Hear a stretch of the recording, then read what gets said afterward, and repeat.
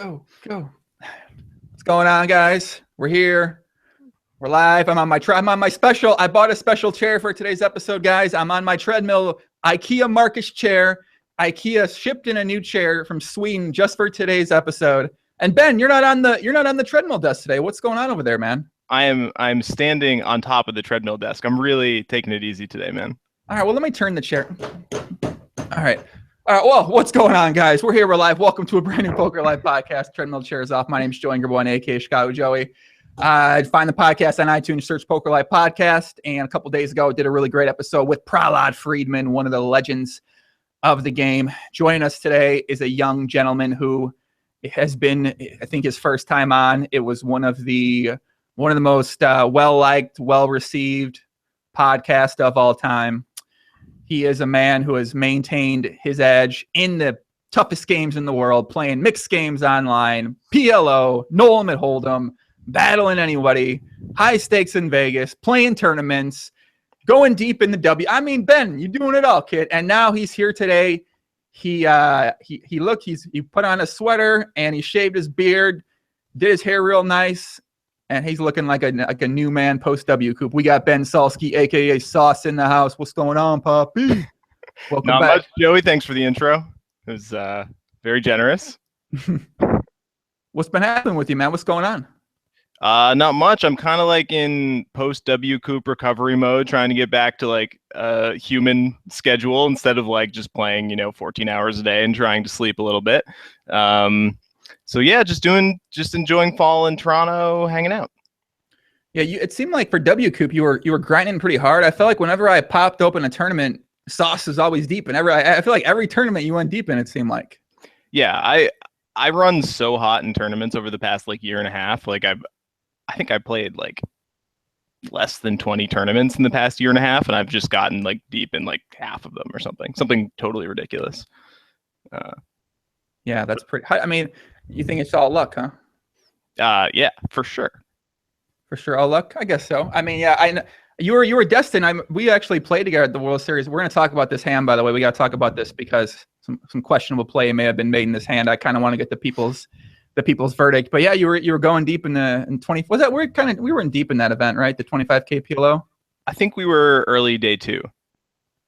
Yeah, very early day 2. Yeah, I could have busted Sauce out of the 25K PLO, man. I was the shortest one. Never mind. I would have just doubled up through you guys, but we'll get into the hand later, man. Let's talk about WCOOP. So how'd things go, man, overall? It went well. I actually ended up losing. So I ended up getting second in the 10K 8 game for like 210, which was obviously a huge score. And then I ended up not winning in the cash games and probably ended up just about break even for the WCOOP. But I mean, still, it was a good time. There were good games. There was gambling. I was happy.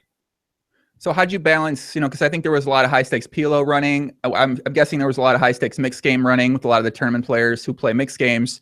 So how did you balance your approach to wanting to, play tournaments or play cash games then? Yeah, I would just play the really big tournaments, and then mostly every day I would just sit a bunch of the lobbies and cash games and just sort of plan on playing that. Because I felt like, WCOOP's long, right? So it's like 3 weeks long. And I felt like if I was committing myself to like one tabling tournaments or one tabling a couple of tournaments every day, I would just be completely burnt out by the end. And so my plan was to try to stay like more or less sane throughout the entire 3-week period and try to play like at least my B game and the big cash games throughout. And I think that worked. Although I still ended up, pretty tired by the end, but I guess that's kind of to be expected. Yeah, I mean, you kind of always like start off. It's like World Series. You start off thinking about, all right, let's keep a normal schedule. Let's like eat. Let's stay active. Let's stay fit. And then by week 1.5, you're just like, oh man, let me take a day off here. Let me reset here for a second. Yeah, and like I never know how tired I am like when it's happening, and then WCOOP ends and like the adrenaline stops, and I just like lie in bed and sleep for 3 days. And I'm just like, oh shit, I guess I was tired. So I'm sort of finally like emerging from my post WCOOP cocoon and trying to like actually get back to, playing and studying and all that good stuff. Yeah, I mean, I know this is kind of like always something that you think about is that you got the big cash games that are running, and they're especially, this is something during WSOP too. So it's like these games, especially the PLO games, even the high stakes mixed games, might be much softer now, and they might not be running after WCOOP ends. But at the same time, you want to play some of the bigger buy-in tournaments, but some of the bigger buy-in tournaments can be now 2-day events where you're just playing so long, and it can kind of fuck up your sleep schedule. So for you, I guess, how are you approaching that situation too? Are you just fine putting yourself in a spot where you might be playing your B game for an extended period of time? I mean, I'm mostly just not playing the tournaments. Like I said, I played like, less than, I think I played like 4 tournaments or 5 tournaments this WCOOP. Because, sorry, I think I'm echoing a little bit. Yeah, I feel like I don't have the stamina that some of those like really degen guys have to like play their A game or something simulating their A game for a really long time. Like Isildur can play for 36 out of 48 hours, and sometimes he's playing his best on hour 35. Not always, but like sometimes he's just got like all that heart and he can just like power through it. Whereas for me, like these days, I just like need to be thinking clearly, or else I'm just not going to play well. No, that makes sense. Definitely. So wait, you had that in you one time where you could play for 36 hours and be good in hour 35? Well, I still can. I'm just like not willing to pay the price, like, like spiritually, like I can turn it on. Like if I want to like go deep and like really get like worked up about poker and be like, no, I'm gonna fucking win today. I can do that and I can play well for a really long time, but I'm just a wreck the next day. Like I just don't have the stamina to do that day in and day out anymore. And I just don't like to dig that deep, like on a daily or weekly basis now, because I mean, poker is like, I mean, it lasts years, I don't want to burn myself out too quickly. I've always wondered about this. How much do you think those like 30-hour really intense sessions where you're thinking a lot, and then like 30 hours is over, even 24, 20, whatever, those things end, and then you're just, because I mean, like, I don't know, now many people might not know how it feels, but I know that you know how it feels, and I definitely know how it feels, and like, I don't know if it takes years off your mind or if it makes your ability to focus maybe just really hard in the future. Like, I'm not sure if that does something to you or not. Yeah, I feel like it's good for you in some amount of dosage and then bad after that. So like the analogy I always draw, at least like from my own feelings, is that like, do you remember when you took the SAT in high school, what that was like? I took the ACT, and I remember that I didn't study ever for it. So I guess. I mean, I didn't either because at the time I wasn't like a studier at all, but to say the least. But I still remember like being in that pressure cooker and being like, wow, like my future is decided by like the next 3 hours of concentrating I do. And like, even though maybe I'm a little bit hungover and I probably shouldn't have been drinking all night before the SAT, now that I'm here, like I should actually try hard. And like that kind of like extreme mental fatigue you get after like it being high stakes and then in a completely mental game for like an extended period of time. I feel like I get that after poker, but then you play poker long enough and you just get used to it, and that's just your everyday. And I think pushing yourself through that and pushing those limits further and further and further for your first few years in poker is really beneficial, because you're like, man, I didn't know I had that in me, and you sort of push your boundaries and things. But then you're in poker for like 5+ years and you start doing that all the time, every day, and then it feels like maybe your brain starts to deteriorate a little bit. Like you can't do that every day. You're basically saying exactly how I was first, like 4 years, 7, 8, 9, 10, 11. Yeah, like 4 or 5 years, it was like that. And then after that, I'm like, man, I think these are really taking a toll on my body.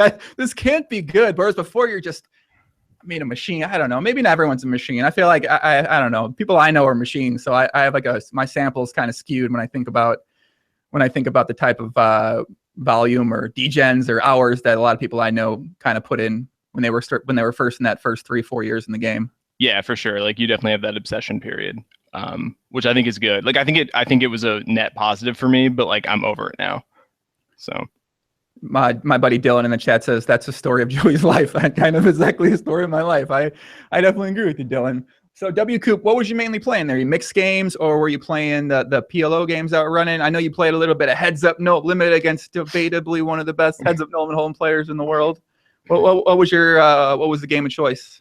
Yeah, so I mean, I'm playing a bunch of stuff now. So like throughout most of poker, what you have in online poker is you have specialists, right? So you have guys who are like get really great at one particular variant, and they sit that and they try to hold tables there and they grind that all day, every day, and that's great. That's the way to make money in online poker. And for me, at different times in my career, I've either like games have died at the game that I was specializing in, or like my action has died, or I've just gotten bored and wanted to move on. And Eventually I got into mixed games, which requires like working hard at 8 games at once. And so now I'm like kind of a generalist where I'll play No Limit, I'll play PLO, I'll play mixed games. I'm probably not the best at any of them, but I'm pretty good at all of them. So I've become more of like a generalist in my old age, I guess. Wait, how old are you? Are you like 60? I mean, I'm 28, but but for online poker, I'm a freaking dinosaur.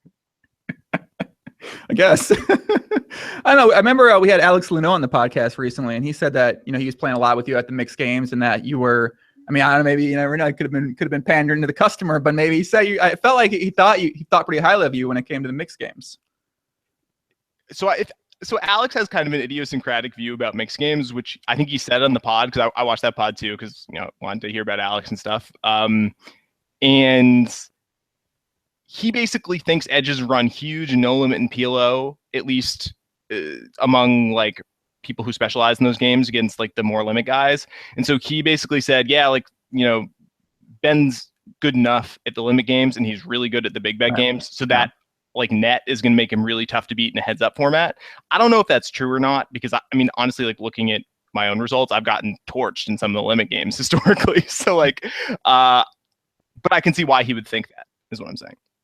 So you don't necessarily, do you think that's true, or do you think that might not be the case in terms of if you have this big edge in the big bet games, that overall you're doing pretty well? I think that the big bet games are probably the most important games, but I don't think it's by as much as Alex does, I guess. So like kind of intermediate view or whatever. But maybe he's doing some very deep GTO where he's like, hey guys, you guys are good at the big bet games. You guys are doing well over here. It's fine if you're that good. Maybe that's like his way of trying to get some more action to the game. That's a possibility. I don't know. I mean, I think he's smart enough to do that. So, I mean, yeah. I could see him. I mean, it doesn't seem like, but I could see him being like, I'm going to say this, and maybe that'll happen. Yeah. Alex is definitely a smart guy, so I'm not going to put anything past him. Yeah, I like that. So what's up with you battling you and Doug Polk going back to action here? I know you guys haven't played in a long time, and it seems like you guys kind of got some action in kind of out of nowhere. Yeah, that's what it felt like. So, yeah, I don't know exactly what Doug's plans are right now. So, I mean, as we all know, Doug has a huge social media presence right now. He's streaming on Twitch almost every day, at least at certain times. And it seems like he started Upswing. So it seems like he has a lot of balls in the air, like in terms of projects having to do with poker. And he always wants to play heads up no limit, or he says he does. And so bang, bang.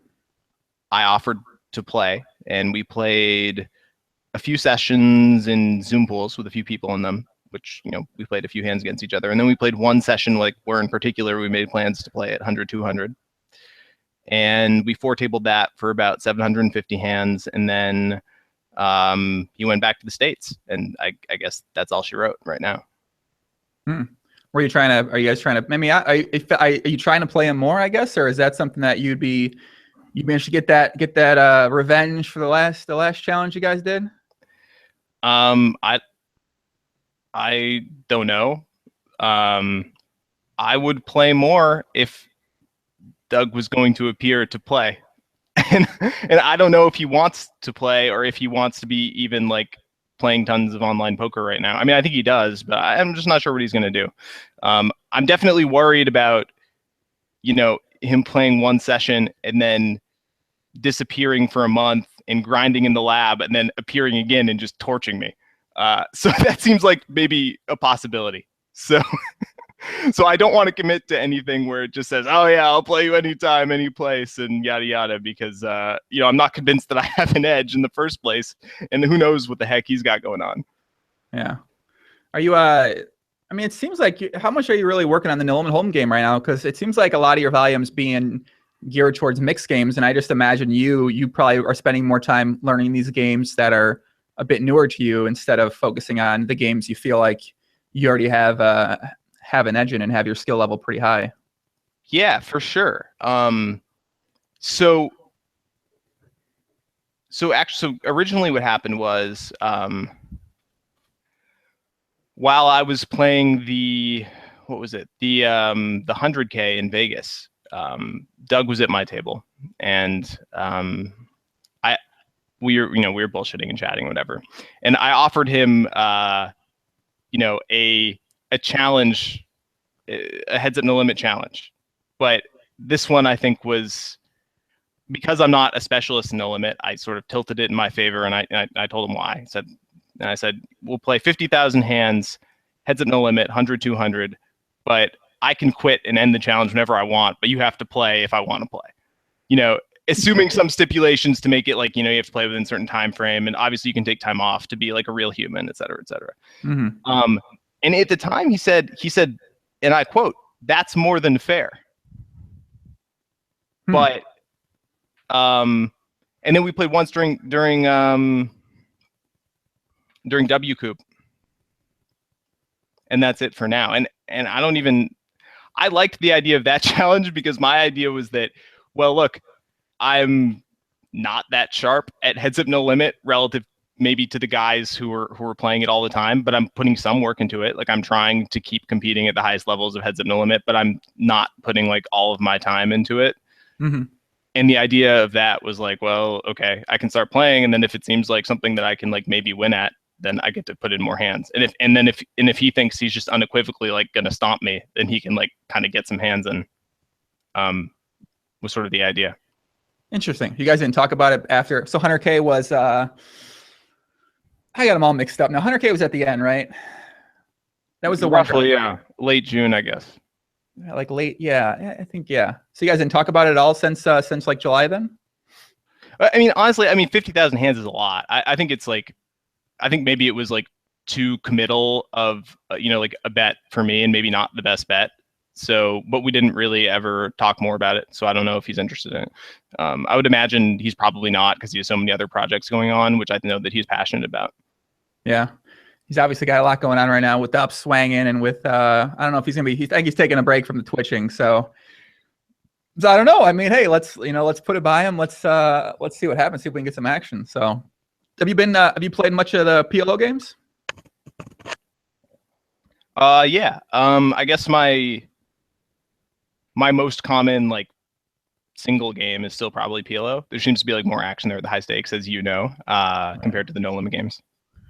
So what do you think about our young friend who busted us out of the 25K PLO, Noel 7, aka Sean Winter, hopping in the game? Looks like he's been creating a little bit of action on the at the PLO game. He has. Sean Winter's a funny case, because like, I think just anytime someone new jumps into the online games, everyone just like decides they're going to take a shot at him, because like the idea is that, well, okay, the online environment is so extremely competitive. This guy maybe made his money in like, the softer live games, won a couple tournaments. And so everyone's idea is like, okay, let's gamble with this guy, whatever. But he seems pretty good so far. But still, I think games are forming around him just because he's like new blood and he's sort of untested in the online game. Yeah. Seems to be pretty standard. I read some comments. I guess I can understand. So people are saying, oh, who's playing on the Noel 7 account? Like, who's that? I'm like, man, I'm pretty sure that's the guy that's supposed to be playing. I'm pretty sure. I gotta say, I'm almost positive about this. I mean, I don't think it's multi-account. Yeah, like I'm pretty sure Sean's been playing a lot of high stakes cash games now for a little bit of time, and been playing a lot of the bigger buy-in tournaments. So I was not surprised to see him hopping in the games. But I think that dynamic sort of always has existed for a while. Anytime a random name like just pops in, all of a sudden you get these guys in the games, and you get some of the weaker regulars who might feel like, and maybe they might have. I mean, I don't know. Maybe they do have a little bit of an edge in that spot. So it makes sense just compared to the other action available. So when you look at the other games you can play, now you have this game that exists with this player who just isn't an online regular. I mean, maybe it is worth taking a shot in the game, especially with no other action. Yeah, I mean, for sure. At least I think it is, because you have to think about how competitive the environment is, like the internet, when you just have a global player pool and it's like a pretty meritocratic system, like the lobbies are open, you can sit, you can battle. It's like king of the hill in the lobby, more or less. Like that should be a system where the best players in the world should be the ones sort of like coming to the top of that system. And so when you have someone who has won within like sort of a sheltered little pond of like poker, you know, which it feels like obviously Vegas is like the single most competitive poker market in the world, but it's still only one market in a world market. And so I think the way a lot of online players look at it is like, yeah, you beat these games, but now, you know, try to play in the hardest games in the world, and we'll see what happens. A bunch of people in the chat, and this is something I don't think I've investigated this too much, but they're asking about the Aron guy, Aron6921. This guy's kind of popped up randomly over time. I know I've seen him over the years, very sporadically, kind of maybe pops up playing No Limit. I think he may have played some PLO sessions online before, but it seems like he's playing a lot of volume. He's kind of starting making some of these games go. So do you have any idea, know anything about that guy? I mean, I know his location, which is Macau, right? So I would imagine he's some cog in the Macau machine. I don't know which one. Yeah, all those guys, like they kind of all. I mean, didn't we used to think Chow Ren was one of those guys too? And then it turned out it wasn't actually a Macau fish. It was an actual a very, very good player.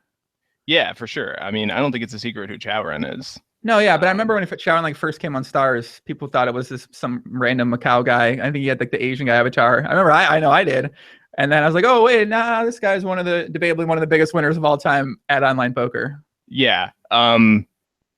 I guess my impression of Aron is that at least most of the time, like, so I don't know if it's one person in the account or multiple people. That's obviously a question mark. The guy's definitely pretty good. Like, he's not just like giving it away by any means. He's like playing tough. Actually, he's gotten the better of me in like every pot we've played, so who the heck knows? But but yeah, I would guess he's some pro from Macau. I don't know who. Shout out to Macau, man. You still you've gone to Macau before at some point in time, right? Nope. Never been there once, huh? No, I just don't want to go there. I feel like once I go there for the first time, I'll just never be able to leave. Oh, you think the game? Oh, okay, okay, bang bang. I mean, you think really? You think they're gonna lock in the dungeon, or like is it because the games are that good? Like, what do you? Is it? I mean, hopefully the second thing. I mean, maybe this is back in the day. I don't even know what Macau's like now. Yeah, I'm sure it's softer than online. I'd have to imagine. So, I mean, that's just a yeah, maybe. Well, how did the World Series of Poker go for you then? It went pretty badly, actually. I was playing the big cash games pretty much all summer. And so this was the first year that I decided I was going to grind live cash pretty much like every waking moment I was in Vegas. I was like, all right, this is my year. Like, I'm going to go play the big game in Bobby's room. Like, I know how to play all the games now. I'm going to mix it up with these, you know, old grizzled live pros and show them the online style or whatever. And then I played and I just like got crushed all summer. So that didn't go so hot. Were you mainly playing the Bellagio games, the mixed games? Or were you playing any of the higher no limit stuff at Aria too? I never got into any of the Aria stuff. So that is a difficult game to get into.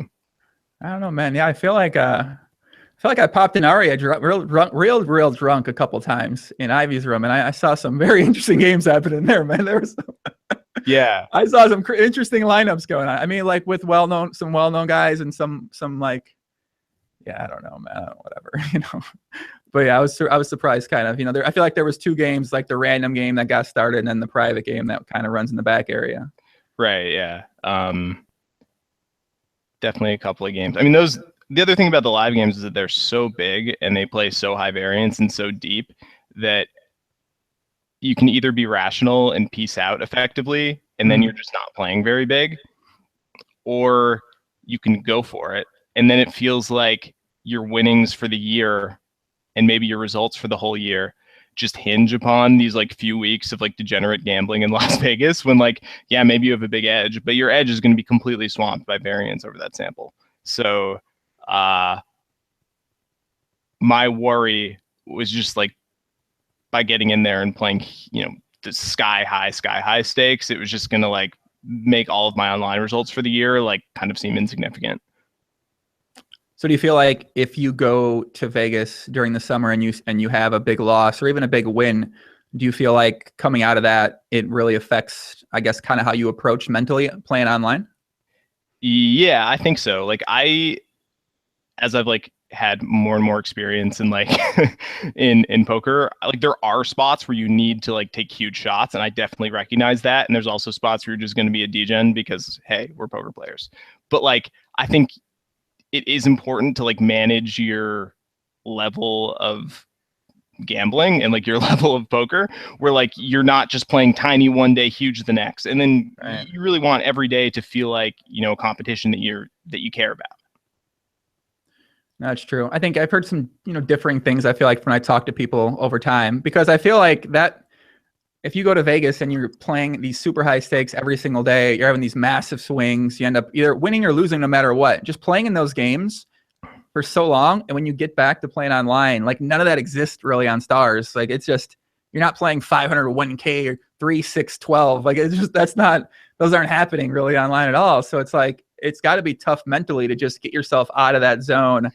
And then, and if you lose, now you're always kind of like chasing in these much lower stakes games online. Yeah. Like the year of online poker where I had by far the biggest struggle was when I just gambled massive in like January through March of the tax year, just got totally buried, and then felt like I had to crawl my way out for the rest of the year. But then I didn't want to crawl my way out. I wanted to like just play huge for the rest of the year, but then I didn't really want to go broke either. And so I was just a mess basically. So that'll happen. Yeah, I feel like some guys talk about how they can block that out and it doesn't affect them at all. And I'm like, man, that's a skill. Like, congratulations if you can do that. Like, if you can just do that, switch it up like that, and not be affected at all by the changing environments, that's pretty impressive. Yeah, I don't believe those people though. Come on, like that can't be real. You can't. I would assume not. I mean, it's. I guess you can take a look at some of the guys who play those really high stakes games live. I guess we don't know how much they have themselves, but then they go back to grinding online. True Teller, Hollywood Haxton. Those guys seem like they. Right after the series, it feels like they're still putting in a lot of volume online too. Yeah, they do, but they play pretty big online for the most part. Like you're not seeing those guys playing like 5-10 online. I mean, they're playing minimum 25-50 and usually bigger. Yeah. And like online, you're playing so many more hands an hour and stuff that like, I mean, I don't know. The online game, your swings are pretty big compared to like live. Yeah. How much action do you feel like there's really been this past couple months since the series at the 25-50 plus PLO games? Man, a lot less. Like, this from your time in Stars. Like, what was it, like 3 years ago now? 25-50 Zoom just ran all day, every day. 10-20 Zoom would run at the same time. There'd be like 30 guys in the 10-20 pool, 20 guys in the 25-50 pool, 50-100 would run sometimes. Then usually there'd be like 4 tables, 100, 200, 2, where Alari was just out there battling the world, and people would be in Isildur and people would be in there mixing it up. And it was like you could sit down at the PLO tables and you could just always have a game at 25-50 or bigger. You must be thinking about like four years ago, because once Zoom got introduced, remember what happened with Zoom? So Zoom got introduced the first of the year. There was a bunch of 51 action, and I said was going to happen. You're right. A bunch of 51 action. All these weaker players. I'm like, man, there's no fucking chance. There's not a chance this game runs longer than 2 months. And these players that are playing this now, I bet they won't be playing online poker Zoom at these stakes in like 6 months, because they were like the weaker regulars. And that's pretty much what happened. That game died fast. 25-50 got going a tiny bit, but not really. And then everything went down to 10-20 regular tables for the most part. And then now they have it where, what is it? 25-50 is it regular tables now too and Zoom, or is it just all still Zoom there? And I think it's still Zoom. I don't even play those games. So I don't play those games that much because you really need a script to like get in them a lot and to hold lobbies. And I don't script. I just haven't done that yet, or I don't know if I will, because it just sort of bothers me. So I just don't end up getting in those games. Yeah, I just posted in the high stakes thread. Congratulations to Grazvis won one of the biggest benefit of seat scripts in the entire history of PLO at the current moment in time. Congratulations to you, buddy. You got that good script work, and you end up moving up stakes with your script, end up sitting out all the tables with your short stack over multiple different sites. Congratulations, man. Now you're in the 100, 200 games, stacking Aron with the Jesus seat. I mean, listen, I'm glad one of you seat scripters kind of came up and and rose up through the ranks. So shout out to him. I'm sure he's out there watching right now. Yeah, so. Gravis also has the moves. So like whenever Aron, gets up to like whatever, smoke a cigarette or something, Gravis just max tanks every decision. Really? Yeah. Wait, we can't hear you now. Oh, hello? Keep going closer. Hello? There it is. All right, cool. Yeah, this is a new headset, so it might be a little weird. Oh, it sounds good now. Yeah. Okay. You said Graz was he'll tank all the way down every time. Yeah. When the fun player is not present at the table. Aye. I don't know. So what do you think about the current ecosystem of the higher stakes in terms of scripts, in terms of, I guess urban bots aren't really, I don't know if they're a worry at the high stakes, but the dream machine of the alleged dream machine usage currently taking place, debated or allegedly at a couple different game types. What do you think about all that stuff? I mean, that's a whole bunch of different topics. You just laid on me, it's like bang, bang, bang. Okay, so let's take it from the top. So scripts, Stars gives you this easy seat thing, which is like a built-in script. But the issue is that my favorite scripting story. So apparently a well-known high-stakes scripter moved to the Isle of Man so that his location and his connection could be as near as possible to the PokerStars servers. Really? This might just be an urban legend or something, but I like to pretend it's true. So like people are at least thinking about doing shit like that now. Stickman? Who did it? I don't know, man. Allegedly. I'm not gonna name alleged names. Which one of these guys? Mexican? 222? I don't know. So one of these guys. So people are doing things like that. There's all these black market scripts and stuff you can get that are black market scripts. Or whatever. No. There's all kinds of shit like that. Yeah. So here's my doomsday scenario. Okay, you're gonna like this. Okay.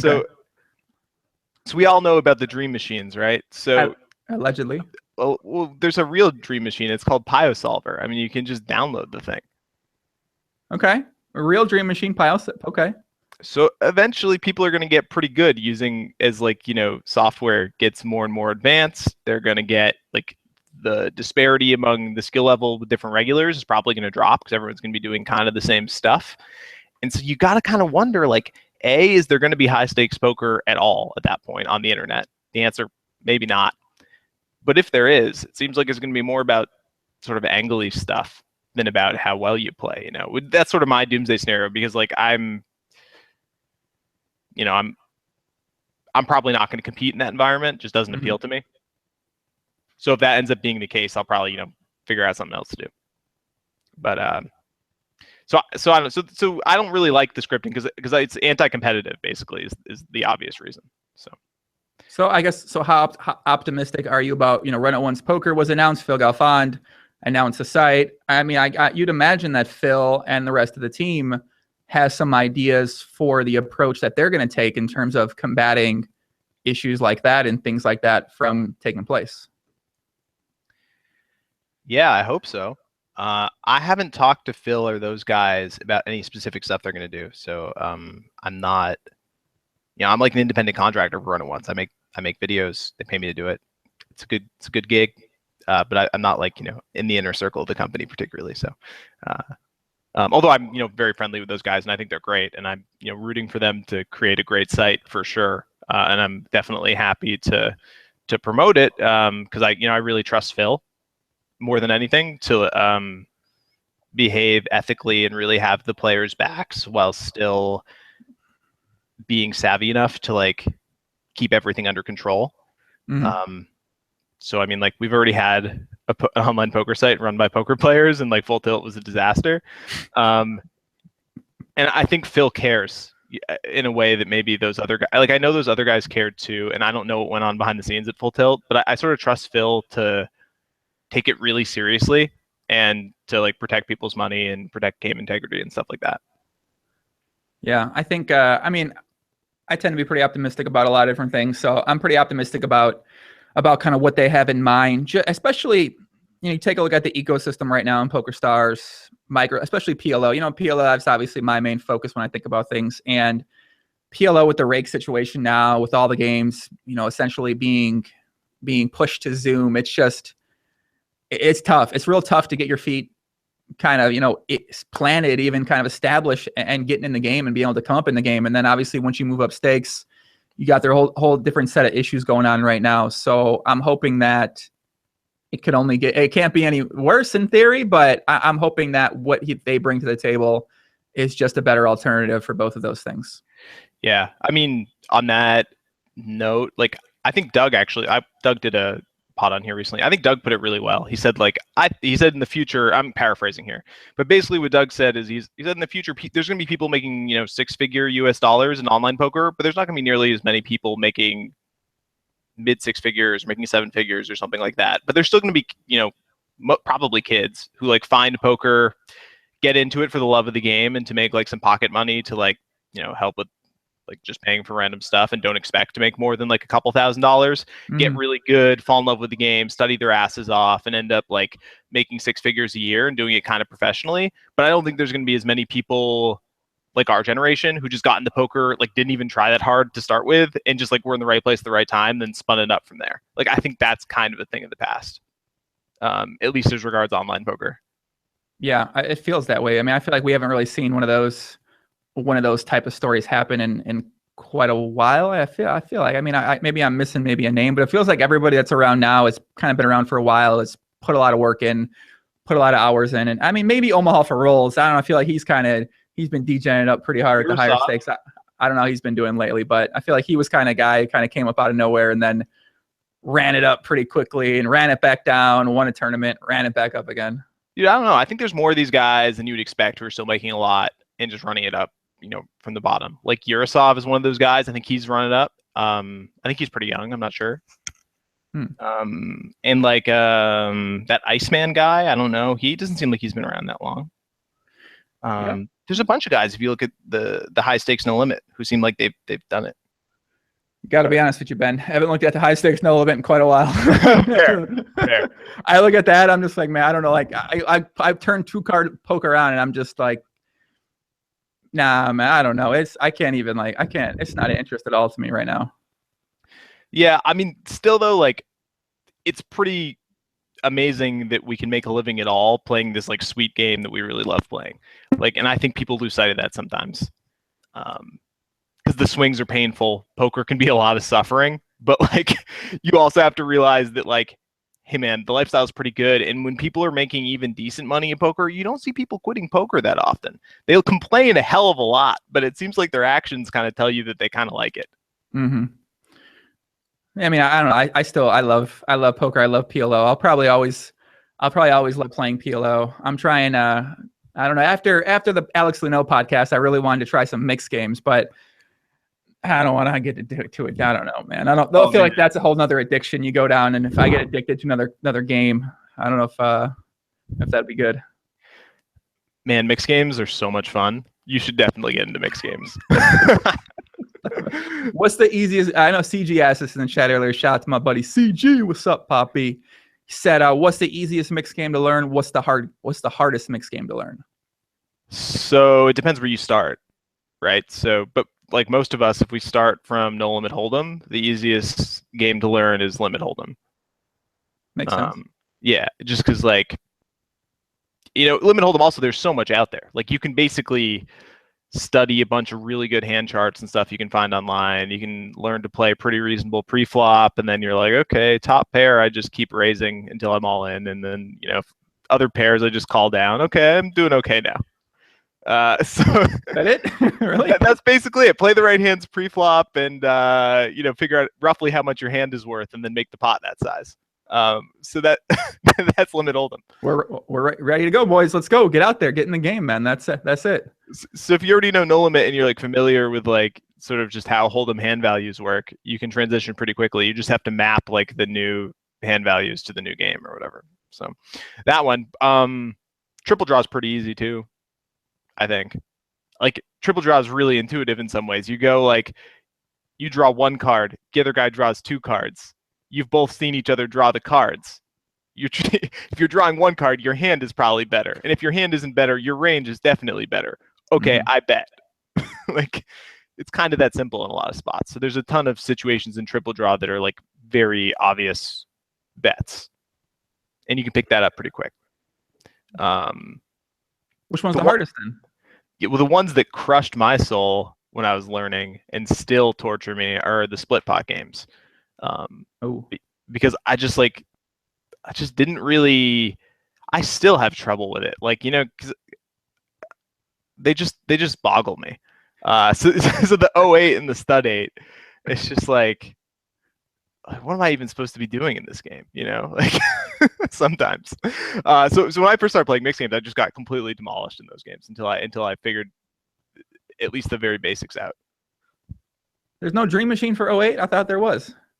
I don't think so. There's not an 08 solver or an 08 runner or sorry, guys, you're missing out on a market here, boys. Come on, Gus Hansen, get on that shit, man. What's happening with this? I mean, 08's a really big game, I would imagine, right? Because it's 4 cards and you got caps in every pot, and you've got a cap pre-flop. So like the game tree is just 4 cards, and then it splits a zillion times per street. So I think it's just a really big one. CG says he played some questionable hands in the stud 8 at the 10K8 game. Bang bang. Is he talking about me? Well, he's not talking to me, so I think he's talking to you, Poppy. Well, I mean, I need some examples here. Let's see some receipts here. Bang bang, CG, give him some receipts, kid. You can't come in the chat with an allegation that Sauce is playing some hands a little bit out of line, and then not show us the hands, man. You know? Yeah, we need. I mean, I feel like I'm just gonna bore the heck out of viewers though, because no one knows how to play stud 8. But we can look at like one hand. You don't think we know how to play stud 8? What kind of, you're disrespecting the viewers like that, man? You got a lot of people. You kidding me? You don't think? You sure? We got some of the best and brightest minds in the entire poker world in the chat right now on Twitch and on YouTube. I take it all back. You know, the Twitch chat could be the final table of the 10K stud 8. I mean, it could be. I mean, listen, I've seen the Twitch chat. These guys are some smart guys, you know? They're certainly, I mean, yeah, whatever, man. Yeah. You've been spending a lot of time on Twitch, it sounds like, Ben. Man, so for a little while I got a little bit too into Hearthstone, and it interfered with my poker career. And so I had to watch some streams on Twitch, you know, to work on my game.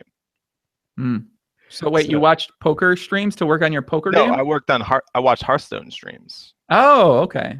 Yeah. So there was a period where sometimes I'd be like one tabling high stakes, and I'd just sort of have a game of Hearthstone up on my other monitor, and I'd just sort of multi-table a little poker, a little Hearthstone, just sort of grind ladder, you know. Dare I say not GTO? I mean, that doesn't sound GTO. It's just not even close to GTO. This is why I haven't played Hearthstone. I know, like everyone's you play Hearthstone. I'm like, fuck, I'm not touching Hearthstone. I'm not touching any games, honestly, man. NBA 2K, I'm not even buying the new one. I just get too into this stuff, man. It's too much fun. Yeah, I don't usually, but Hearthstone got me because I guess it's the cards, man. I guess there's some part of me where like once it's a card game, I just get really into it. I never played Magic either, so I didn't know I had that in me. Like I didn't know I was going to get addicted to it, and then I started playing, and I was like, oh, this one's too fun. You need to cut that out. Yeah, I just had David Williams on the podcast. He's a big Magic guy, and he was saying Magic's the best card game ever. And I'm like, I kind of want to. I mean, I feel like it makes sense. So many Magic guys come over to play poker. It feels like you could probably go the other way. It's just a lot of us, Magic kind of associated with a certain type of whatever. So I think a lot of poker players don't really want to try it because of that. But I'm sure it is probably pretty addicting. Yeah, probably. I mean, that's exactly what happened, right? So when I was in like middle school or something, I was like, oh. Girls are pretty great. Magic looks pretty fun, but I just can't do both. So I never got into Magic as a as a young kid. Got into chess. You were a chess player at a young age. It sounds like. Yeah, you're right. I'm not sure if I know the meme, but I think so. You think you're getting it down? You're not going to be like Doug and talk about playing chess with your 8-year-old with your grandpa and a couple other uncles and stuff like that. Yeah, no, I never played any competitive chess. Too bad. Well, you're a married guy now, right? You've been married for a while, right? Yeah. Year and a half, something like that. So I believe we talked about this before, but it seems like you play a lot of poker, man. Like a lot of poker. How's that still working out these days in terms of with the relationship and with your hunger and desire? I mean, it seems like you don't take many breaks, man. Year round, you're pretty much grinding. Well, yeah. So I do 2 things that make it work. So the first is that she works too. So she has a job, and she goes and she works every day, and then I work every day too, and we're on the same schedule. So then when I'm at the end of the day, we go and we hang out. We have coffee together in the morning, and then we go do our thing. So that works. And then the other thing is that I don't travel around as much as these other guys. So a lot of the guys you have on here, like, they play online a lot, but then they also go and play like 6 or 8 tournament stops per year. And I don't do that. I go to Vegas in the summer, and even then, like, I come home kind of a lot. So it seems like I'm around all the time, but that's because like pretty much all I do is online poker. Just chosen to like specialize in that to kind of the exclusion of the live scene. So do you feel like that when you're spending time with your wife that you're able to turn it off in terms of thinking about poker, thinking about playing poker, thinking about the games, and actually be in the moment with her and enjoy that to its maximum potential? I mean, that's a pretty high bar. That's what I would like to be true. I mean, of course not, obviously. But I mean, a lot of the time, if I show up at like quote unquote work at like, 9 or 10 a.m. or something, by the time she's coming home at like 5 or something, I'm kind of pokered out. And if the game is great, I'll just like text her and be like, hey, not coming home tonight, sick games. And she's just like, okay, poker player gonna poker player. So that works out pretty well, I think. Yeah. I always forget that you have the office downstairs. I remember who else is in the office still? Aaron's in the office. I remember Asani did a pod from the location. So I'm not. Who's in the office these days? Right. Dan? So the attrition rate in poker, and therefore the office, is high these days. So for a while it was Dan and Aron and Asani, but then these guys are all traveling around now. So Aaron's still here sometimes, but a lot of days it's just me and Aron right now. Sounds like you got to go recruiting, man. You gotta maybe, I don't know, maybe get Fedor's got his own little thing happening there. I don't know. I feel like there's not many really American online guys left these days that are playing too much poker. No, there really aren't. Man, who is it? I guess it's yeah, Doug and his team. True. His guys, and then there's Bamboo Eater Ben. Right. There's Ben 86. The MFI, Ben 86, Hollywood Haxton, of course. Mm-hmm. Of course, Hollywood. Never surrender the online felt. And yeah, man, I don't know. I mean, there aren't that many others. I know, it's pretty wild, man, when you think about it. The American guys just all live. I mean, it's pretty wild. It is pretty wild that there's really not too many left. Yeah. I mean, it's tough being away from home for like, how long has it been for a lot of these guys? So it's been Ansky. Yeah, Ansky. Yeah, Ansky for sure. Shout out to Ansky. Ansky's been battling a lot lately too at the high stakes. So he's still, Bass Corvin is not American. Stop it. Yeah. He's like a Euro kid, man. What is Bass Corvin? I think he's Swedish. Doesn't it mean like fart or something in Swedish? Something like that. Is it or like turd? I think it means turd. What a great name! Like we're just saying these names in American, like we don't know what they're English. Sorry. Shout out to the Europeans. I know you guys are gonna be upset at that, but yeah, we're just saying these words in English, and they actually mean these. Jungle Man, yeah, Jungle Man. I don't know how do you know. Yeah, of course, Jungle Man. Listen, I don't know. We forget Jungle Man. Jungle Man doesn't even feel like Jungle Man feels like Jungle Man doesn't seem like a real person. He kind of seems like a mythical jungle type creature, comes out of the wild and does the Jungle Man type of things. Yeah, he's going up on the first SpaceX shuttle. He's going to return home to Mars, I think. he's had enough of Earth, you know. He might. I'm going to ask him next time we get him on the pod, man. I kind of want to see if who you've been battling with lately a lot. Is there any particular regulars you've been playing mainly more with? Let's see. I mean, obviously I got all psyched up for the Doug battle because he just destroyed me last time. You know, I was just crushed me in every way. So I was like, oh my God, you know, this is intense. So there was that, but we didn't play a ton. And then there was I sometimes just battle with like the mixed game regulars, like half to start tables and half just because I just can't stare at a computer screen all day and not play poker. So like I'll play with like Michael Thuritz occasionally, or like True Teller, or Alex Kostritsin. those kind of guys. Yeah, all sounds really fun. Yeah, I mean, they're all like incredible players. So that's right, exactly. or Isildur, of course. Isildur plays the mixed games now too. So, or like this morning I played against. I'm gonna butcher the name obviously, but like Vjutek, the I think he's Swedish again. Swedish mid high stakes or high stakes PLO player. How do you spell it? FJU Futek. Yeah, Futek. He's playing mixed games too? No, we were playing PLO today. Oh, okay. Yeah. So you're basically playing like some of the best players at the variation of each game that you're playing right now. Yeah, so this is my life right now, which is just brutal. I'm just playing like the best players in the variations that they're the best at, and I'm trying to like compete. And yeah, it's tough. I don't know. Do you think could you take a different approach to it? Maybe instead of playing both and not focusing, maybe more focus on one, or I guess there just won't be enough action in that instance where you feel like it's better off just maybe not doing that and spreading it out a little bit.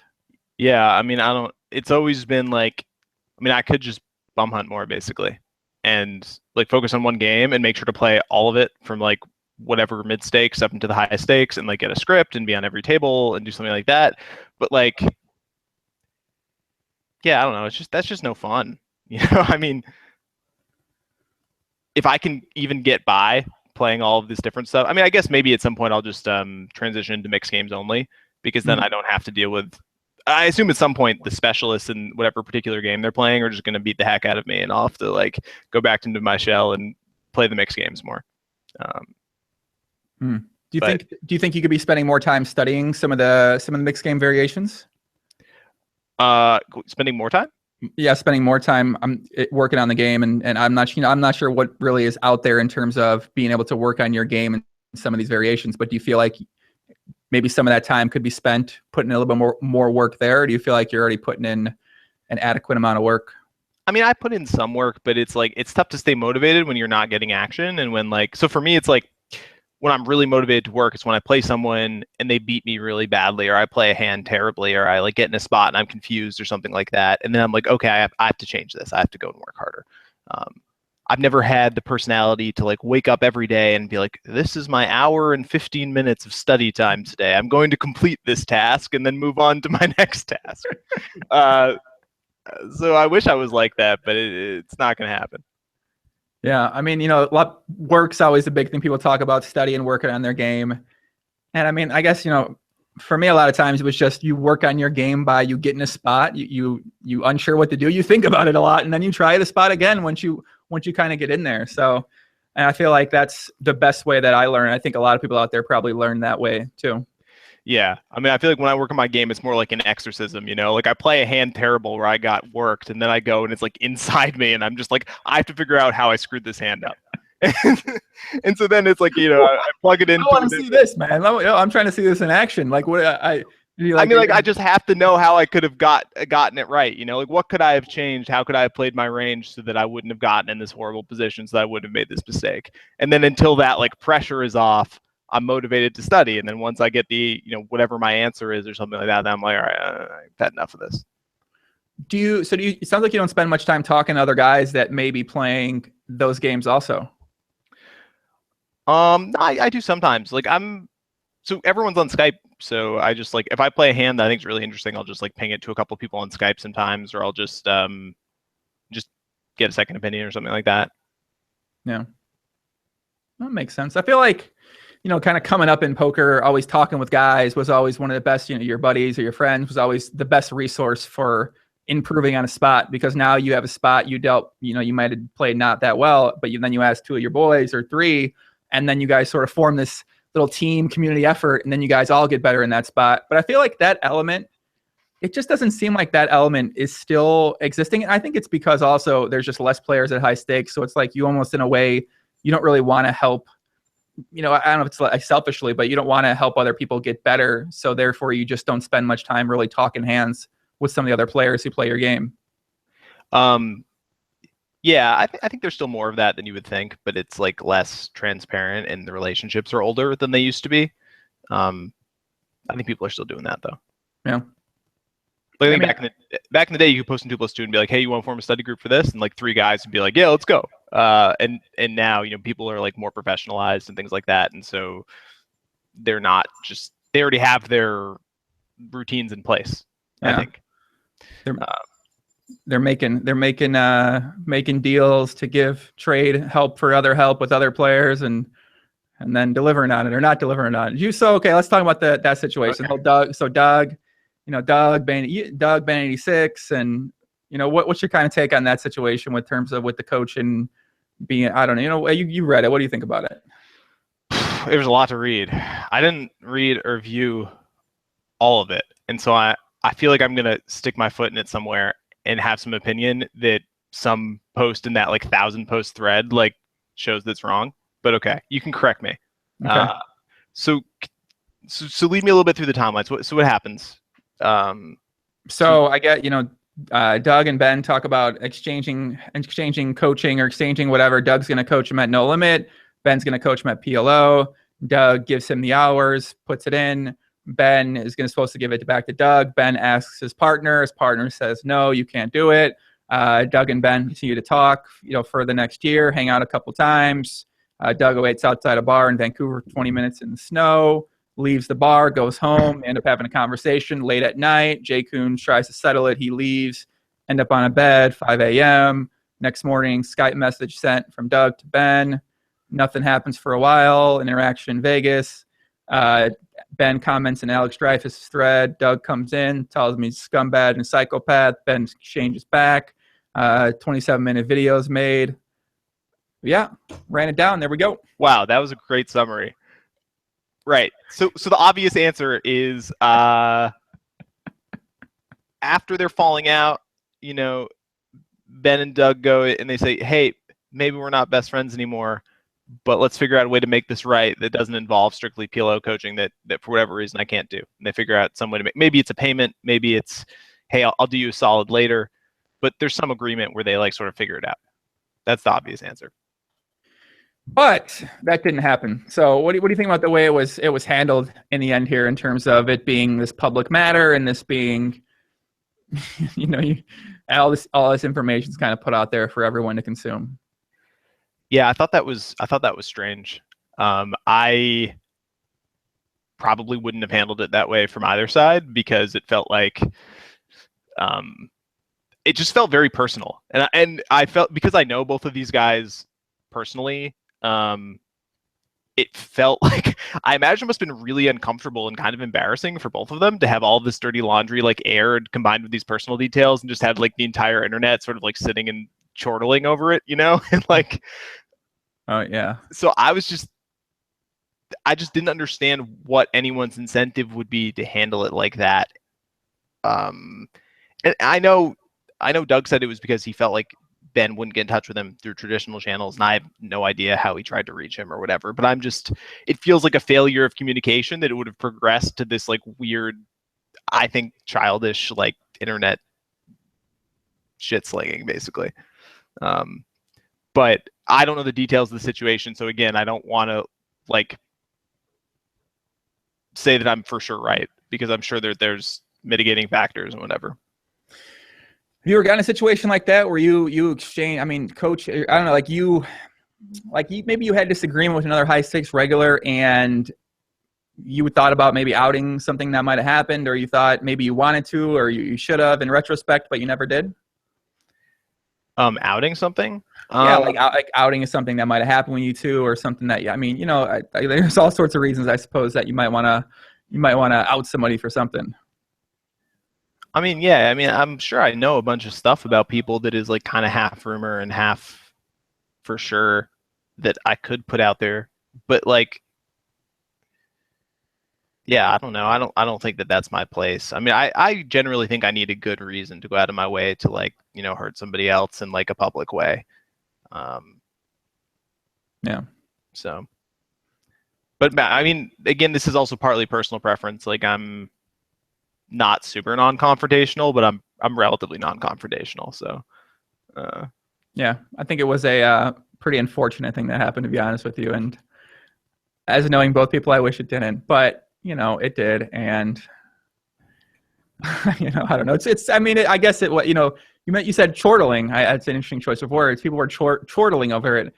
From that standpoint, I suppose it was pretty good for poker because you got a lot of people talking about it. A lot of people are on NVG. A lot of people are tuned in, and on one hand, that's good for poker. But as knowing both guys, I would just wish it didn't happen for both of them. Yeah, that's what I feel too. Like and I also, if I didn't know both of those guys, maybe I would have been one of the crowd, just sort of like laughing at this like crazy thing that happened. Like the horse story was gold. Also, I mean, I'm.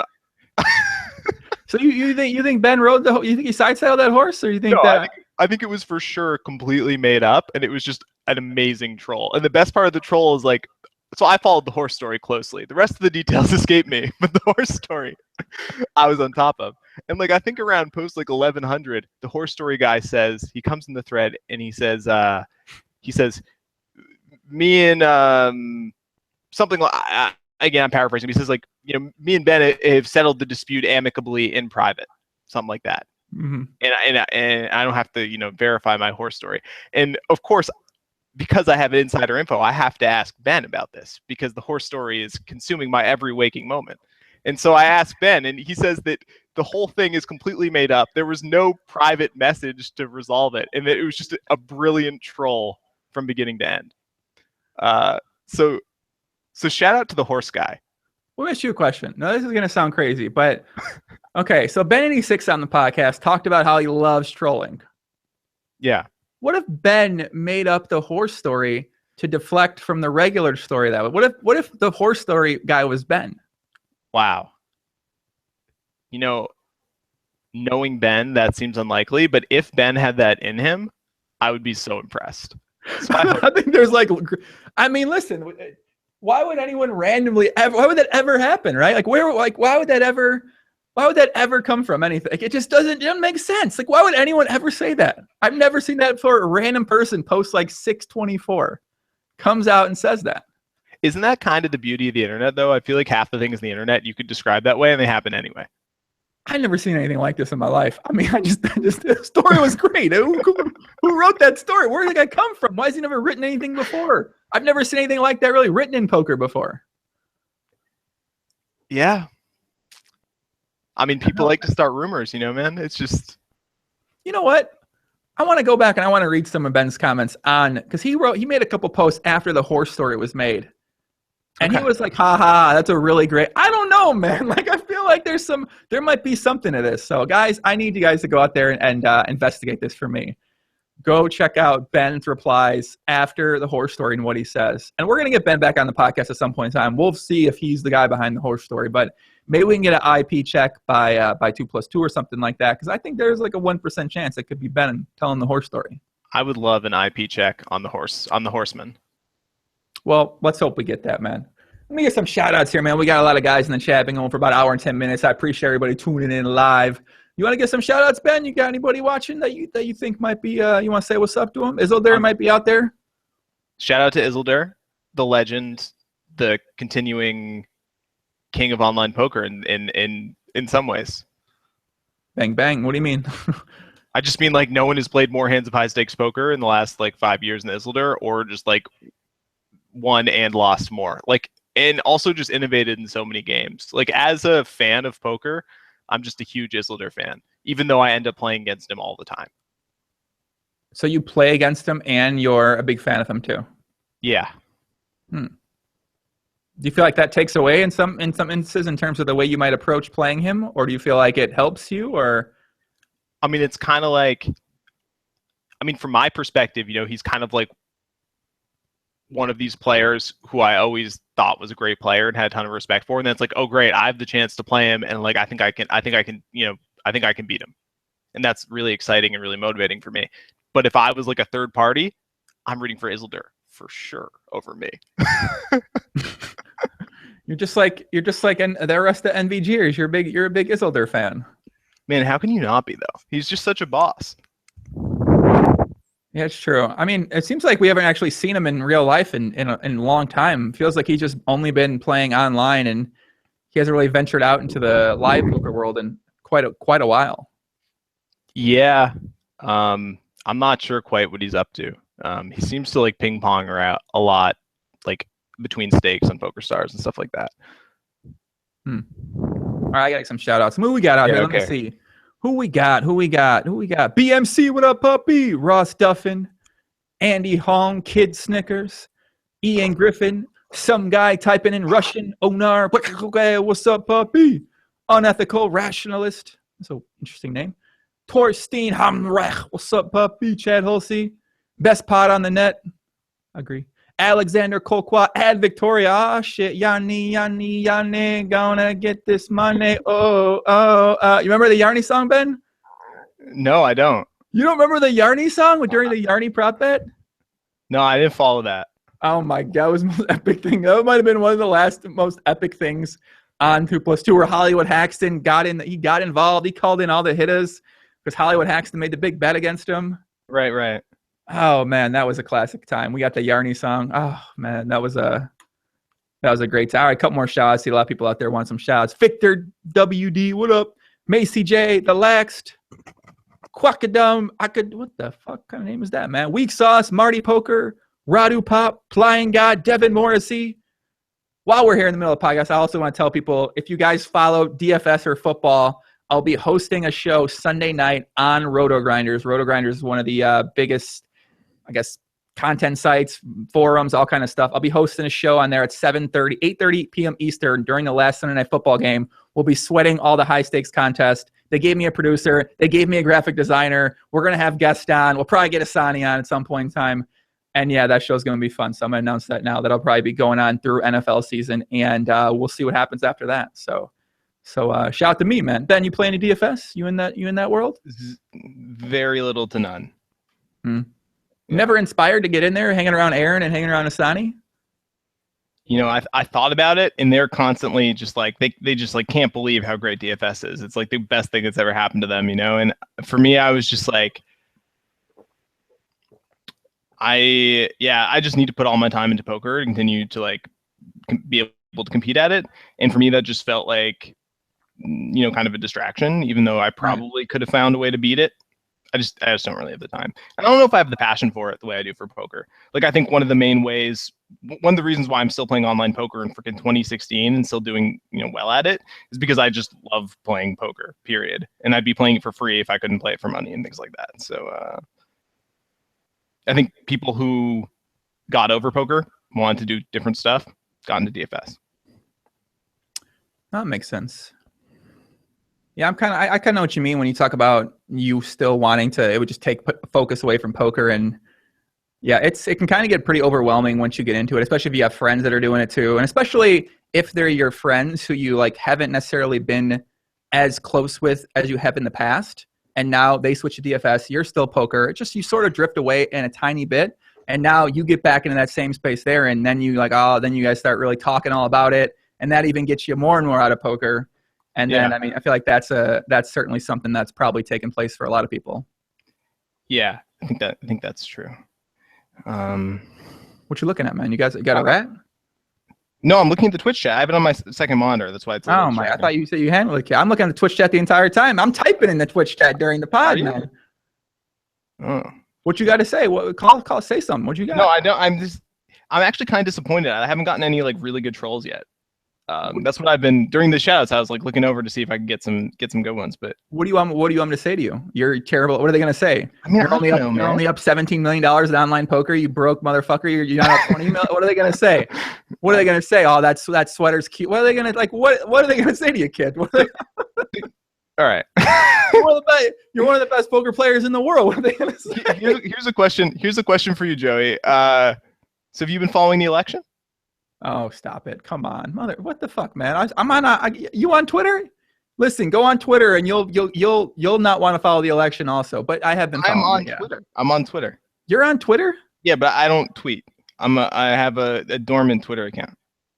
I just got it. I've been working myself up to tweet. But I may have like one tweet. Okay. But you one of those secret Ben 86 trolls going on there? Yeah, I get my Twitter directions from the big 86. He's in charge. Opening up a whole other doors of questions there, right there, Ben. I'm not going to follow it up or anything. It's all right. Go ahead. Ask me election. Go ahead. Election. What do you want to talk about with that? I don't need to talk about it. Did you watch the debate? I watched the highlights of the debate. Yeah. I don't know, man. It's a crazy time. It's a crazy time. It's a very crazy time. I don't know. It's like, I almost think there's like no wins. And obviously a lot of people are going to watch this back later on after a couple months from now. So you guys will kind of know what's going to happen. But I don't know. I feel like I feel like Hillary Clinton's going to win, and then we're all going to forget about it in a couple months. Yeah, I mean, so I have like two interests in the election. Like one, just because I'm interested in it, like as a citizen, and then two, because I'm interested in like the odds and how they predict it. Like election markets kind of interest me too. Mm-hmm. But, like, depending on who you ask, I mean, I think I like the betting markets as opposed to the poll-based models.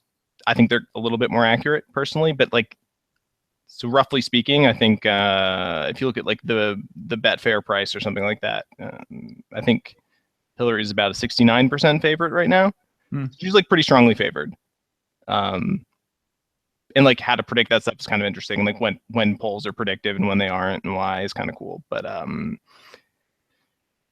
yeah, I mean, I just can't believe that Donald Trump is like still is here, exists, like that this is happening. I mean, Hillary too in some ways, but like that this is our world, man. I was just watching the debate. I feel like that's how like a lot of the country feels. Like they're just looking at these two people who are like supposed to be our leaders and watching and listening to them talk, and they're just like, is this real? Like, is this happening?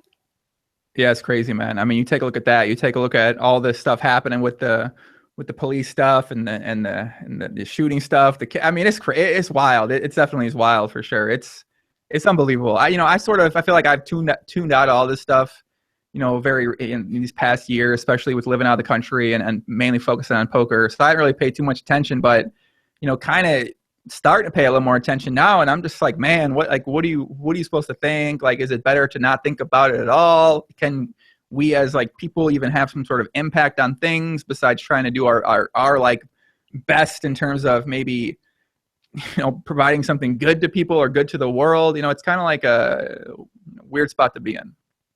Yeah.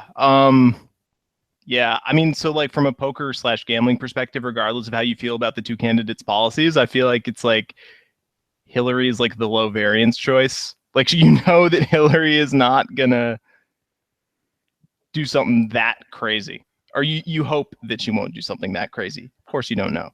Right. Whereas like you're like Trump, anything could happen. So you kind of want Trump to win, don't you? No, I don't. No, not you at want all. You want the chaos. No, I'm definitely on record as a Hillary supporter. What's your Twitter name? Are you Doyle? Are you Tex Dally? Is that you? Yeah. Are you Mike the Mouth Mattisau? Which one of these poker players on Twitter are you, man? Do you see these debates be happening on Twitter? Do you feel like that's a plus EV thing to do in terms of just like turning your whole entire life into this massive debate with people on Twitter? I'm interested in these debates because I feel like at some level they partially come down to like values, and I lost when like the people on Twitter or whatever just like immediately think the other side is like dumb or stupid and like don't want to understand where they're coming from. So that's why I find those debates kind of pointless. Like, I don't come at it with the idea that someone voting for Trump is an idiot. Or at least because I think that that's a totally unproductive, and B, just like doesn't recognize like the humanity of the person who you're trying to discuss things with. And I think that's like one of the bigger problems with like the way people debate politics in the United States right now, is just that like it feels like each side thinks the other side is just totally crazy. And until you like really contort yourself to understand what the emotions and values and like cultural context like motivates the other side who you don't agree with, you're never going to get anywhere. I'm kind of been watching a lot of these debates, and I got to say, I'm ready to moderate a debate, guys. Listen, if anybody out there wants to debate something, let me know. I want to start debating more things. Like, I want to be more of a moderator. And also, I kind of want to debate something too. Just give me a side. PLO versus No Limit. Ben, you want to take No Limit? I'll take No Limit. Go. All right, let's go ahead. Go, Ben, you go first. The moderator's gonna let you go first. Why is No Limit Hold'em a better game than Pot Limit Omaha? You can bet as much or as little as you want. That's all you got? That's an opening statement. Rebuttal? You get got more 4 options. cards instead of 2, which means that you can play many, many, many more hands and show a profit. I'm not sure if that's even true, but okay. It seems like a lot of people are playing a lot of hands in PLO still, though. But anyway, I'm tight now. I'm on the tight train in PLO. But anyway, What are you defending? 99% of big blind opens from any position. 97.3 now. You know, Okay. I decided queen 4 single, right in the muck. That's a good one. You got queens. What are you talking about? Right? What is that? Queen 4. Yeah. From the big blind, you're folding that to a raise. From under the gun. Yeah, man. You're not? You block his range straights. What are you talking? What are you talking about? You're right. What are you talking about? He's tripping right now. Go ahead. All right, let's back on track here. Go ahead. Okay. So, you want to know I'm going to give you a real answer this time because I can't think of a good fake one. I got a real answer too. Give me a real answer. So here it is. So when you look at all this GTO shenanigans for no limit hold'em, right? Oh, here we go. You get these mixed strategies for like every decision. It says like bet this one 60, check this one 40, bet this one this size 23, this size this, that, the other thing, which means that they're all equally the same against a perfect opponent, right? They're all the same value against a perfect opponent. But of course, opponents are imperfect. So I think there's a way in which for no limit hold'em, you can never take the reading, like the reading of your opponent out of no limit hold'em. It's just like if you're just fucking playing computer poker no limit hold'em, you don't win any money, basically. And so I like the fact that you have to make reads to play well no limit hold'em. Whereas in PLO, you can just balance based on your side cards. Maybe you have some idea about, I don't want to bet top pair 100% of the time because whatever reason. Okay, are we talking about at the highest level here? Are we talking about in general as a game? As a regular person who plays poker at the game, we're not talking at 5,100. Come on. No, I know this applies to the whole game. The idea is that like, okay, if you're playing no limit hold'em, you have to make reads to play well. Like you have to figure out what your opponent's doing and counter that. But if you're playing PLO, you can just kind of like play the situation, your cards, and that way it's more mechanical. It's more like a limit game. A certain spot. That's what I'm saying. All right. Well, I got the counter to that. When you get 3-bet, it's proper to never fold at PLO. And the thing is, no one hates fold. Like no one ever wants to get 3-bet and fold. And at no limit hold'em, it's proper and correct and GTO to have to fold in that spot. At PLO, you never have to fold if you're in position. And you can make a debate. You never have to fold if you're out of position. Bang, bang, bang. Bang, bang. What you got, kid? You should try the great game of limit hold'em. If you go raise and it gets raised behind you and somebody else cold 4-bets, you don't have to fold either. Huh. You hate folding to cold 4s? Joey, I think based on your previous argument, limit poker is the game for you. Okay. Okay. Huh. Well, what about PLO limit then? Omaha High, limit Omaha High? I think that's like everyone goes to showdown every pot. I think that's what that form of poker is. Technically, I was gonna say that at PLO. I mean, man, limit. Yeah, I mean, like he's got me. I don't know. I can't. Like, I'm trying to think about what's good at PLO. That's not good at. I was gonna say that players are making. I feel like players are making much more bad decisions with weaker ranges pre-flop at PLO, but at limit they're probably making those things too, right? Okay, you can capitalize on your opponent's bad mistakes more at PLO than at limit poker. Man, you should try the great game of no limit hold'em where you can really exploit your opponents by tweaking all your strategies to exactly what they're doing, man. I mean, you get to play more hands pre-flop at PLO. People don't have the game as solved. The edges are less defined at PLO amongst certain player of skill player types.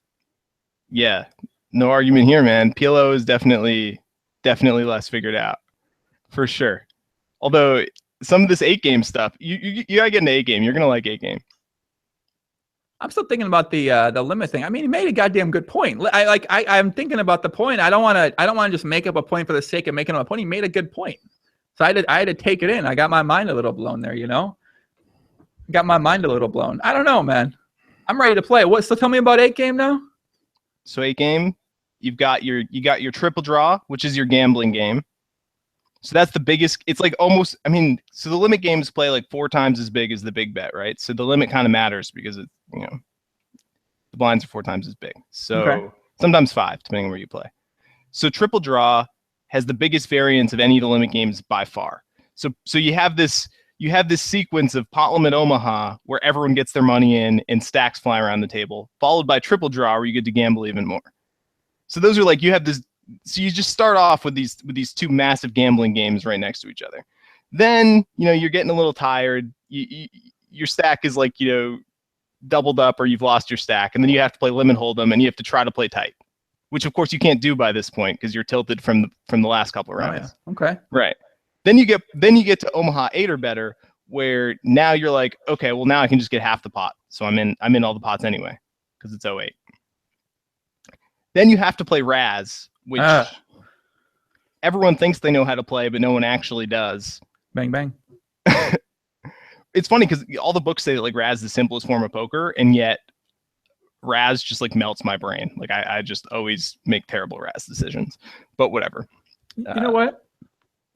You might be onto something here, Poppy. Maybe I like PLO so much. It's just because I've been playing it so long and I'm good at it and I've been winning a lot of money at it over the past years.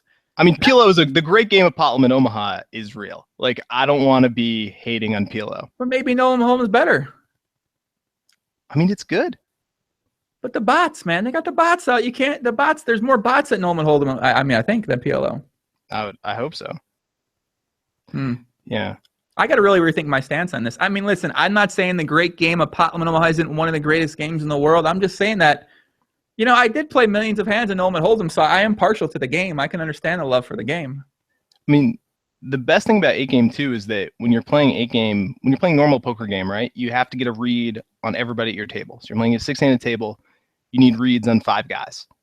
But when you're playing 8 game, you really need 8 reads on every guy. So if you're playing 5 other people, it's as if you were playing 40 other people because everybody has a different way they play every different game. So that sounds like too much, though, from like a mainstream perspective. That sounds like a lot for a new player to take in, therefore getting them a little nervous or scared to try it. Man, I don't know if it is or it isn't because it's been a while for me, but I feel like it's just like, as a person who loves the game, like 8 game is so much more fun than any other form of poker. Like anytime you're playing a mixed game, you just don't get stuck in these ruts where like you feel like you're making routine plays, kind of. Like I feel like whenever, like that's one of the worst parts of poker, right? You're just making your routine pre-flop fold, your routine pre-flop, whatever. And you usually get bored of it. You have your kind of idea in your head and you just execute it. When you're playing 8 game, it's like you have to reboot your attention every 6 hands. Okay, new game. Oh, okay. I gotta get in my headspace for 08. Okay, bam, Raz. Oh my God, there's up cards. Everything's completely different. Bam, stud high. Okay, everything's reversed. So it's like whenever you're playing 8 game, there's none of that. You can't go on autopilot in 8 game because the changing of the games just forces you to be present, and I like that. Do you and Alex have like some sort of 8 game affiliate deal set up with something where you guys come on here and you're building up 8 game to be this great game and you guys are collecting like 20% on the rake generated by new players at the mixed games on Stars or something? Not yet, man. But you guys would make really good affiliate guys for the great game of 8 game poker, I gotta say. Yeah. Actually, someone made a good comment, and I've honestly been thinking about it too. It's not he said, does Sauce have webcam girl lights on him? And I was kind of wondering that too. Do you have like like the professional webcam girls, like they have these special lights on their face? Do you have lights like that on you? No. Oh. I mean, I have like I have a lamp because here's my lamp. Oh, okay, that's what it is. All right. I mean, you look like an angel, buddy. You look like a fucking. I mean, maybe you are a goddamn angel. I don't know, but I mean, listen. Until somebody makes a threat about you in a 32-minute video, I'm gonna believe you're an angel because Ben 86 was an angel a month ago too, and now you believe what people say. I don't know, man. It's always so stressful coming on these things because I'm sure I've said or done like 8 things in my like career in poker that have pissed somebody off a ton and that I was totally in the wrong about. And I feel like anytime I go and talk to you about anything, one of these people is live to come out of the woodwork and just fucking tear me apart. There's always that element.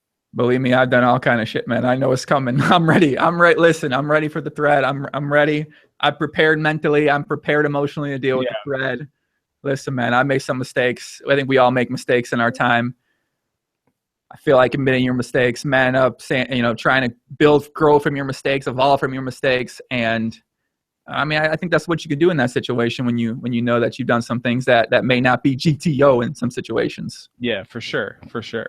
I feel like people always make the mistake of like, they're always like, they get defensive and they're like, oh, the other person in the party, in the dispute did something wrong too. I got to tell you about all the stuff that person did wrong. And generally you come off better if you're just like, yeah, I did some dumb stuff. Yeah.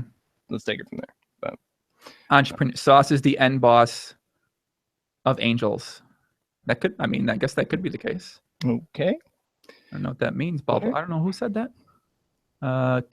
Call. I can't even read that name. I'm not even going to try to read that name. Do you have a Twitch? What's your Twitch name, Ben? Did you make up a troll name? No, I don't have I think I do have a Twitch, but I don't usually use it. I just like hop on and watch whatever stream I want to watch. Are you watching any of the poker streams? Are you a big Jimmy Stapler fan? Who do you like? What's your guy? Kevin Martin? I never watch the poker streams. I mean, if I'm going to watch the poker streams, I watch Doug's stream or I watch researching. Yeah, well, there's a research component. Huh. Actually, it's a good interactive stream for me. I get to watch the content, enjoy the content, then I get to participate at the table. There's all kinds of subtleties there. You were just on the action, right? Right. Yeah. So that was fun. That's pretty interesting. Definitely interesting. But we actually got a question here. This is a good one. Big Mark. Hey, bro. Love the podcast. Always listen at work. Keep it up. Never caught you live before. Just want to give a shout out to both of you. What up, puppies? Quick question for you guys. What's the over-under on how many Daniel Negreanos both of you could take while wearing brass knuckles on a trampoline? How many Daniel Negreanos? Brass knuckles on a trampoline. I mean, he's been working out. He's been posting all those workout photos online. He's been working on the legs. We got a prop bet at PCA coming up. I think I'm actually probably going to lose it, but it's okay. What's the prop bet? I think it's a contest of who can do a plank longer. Planks, push-ups, squats, like air squats, and what the fuck was the other one? Maybe pull-ups or something like that. He thinks he's coming for me, Sus. Listen, man, go get it. Yeah. You watching this, Daniel? Go get it, son. Coming for you, motherfucker. Sorry. Just had to send him that. Get him a little riled up there. All right. Yeah, I don't know, man. I'm not much of a fighter, but I think with brass knuckles, I could take. Are brass knuckles even that big an advantage? I don't even know. If you connect on a shot, I think it's a big advantage. Yeah. Yeah. Okay. What are Daniel's stats? Daniel's like what? 5'10", 5'11"? 5'6". I don't know. Oh, I don't know. 5'9". 5'10". I think 5'10". Really? I don't know. I'm Could not sure. 5'10". All right, let's give him 5. Let's give him 5'10", about 165. Okay, 5'10", 165. I think we're good for. I think we could take 4 Daniels. You could take 4 Daniels. You're on a trampoline together. On a trampoline. Well, the Daniels are on a trampoline too, right? You're both on a trampoline, yeah. Brass knuckles are huge. Ian Griffin. Shout out to Ian Griffin. You take his word? He's a professional fighter. How many times do you think he used brass knuckles in his life? You think someone on Twitch at 6:35 p.m. on a Thursday isn't a professional fighter? Come on, man. Fair point. Okay, fair point. Sure. Okay. Yeah, I'm not sure, but I think I like your side of this bet in general. What have you been doing? What's your routine? Well, my routine. I'm eating about. I have my macro set, which are come out to about 3,300 calories right now to put on a little bit of size. So you try to bulk.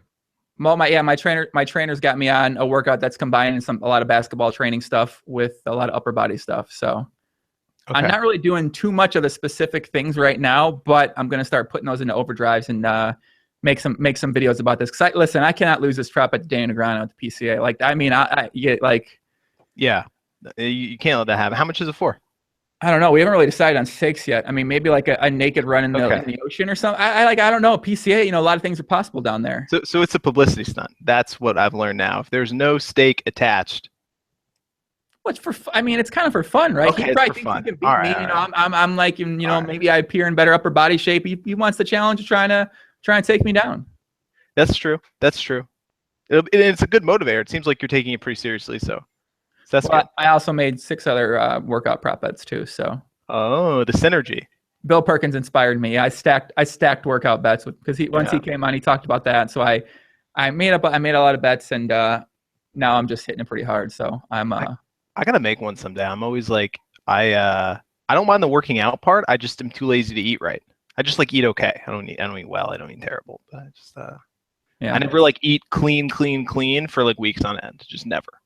I mean, if you're like playing a lot of poker, it's tough, right? It's like you got like, it's so undecided. You're playing there, you know, you got to go if you want to cook it or if you want to heat it up when you got it pre-made. It is tough to get in that habit. For me, like, it took kind of getting completely focused on that diet for like 3 weeks to be able to get it down. Like, I was thinking about making sure I ate my stuff all day long, like every waking second I was awake. 'Cause it's tough if you're eating a lot.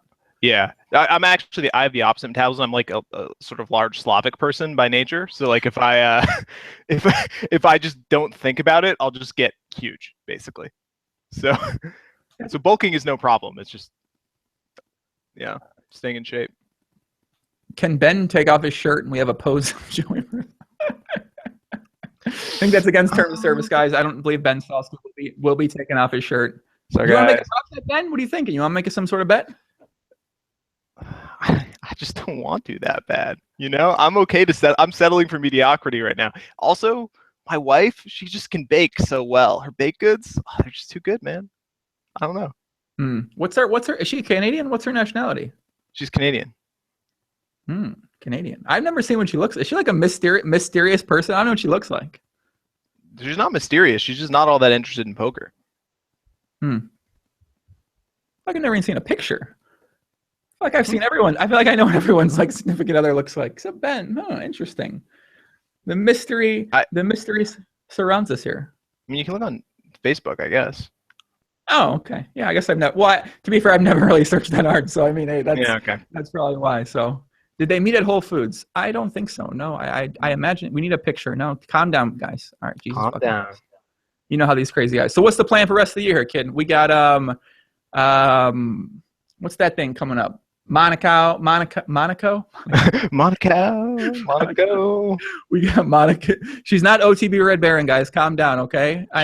Listen. I mean, maybe I don't want to go too far and say that it could be, but my sweet Jonas moles.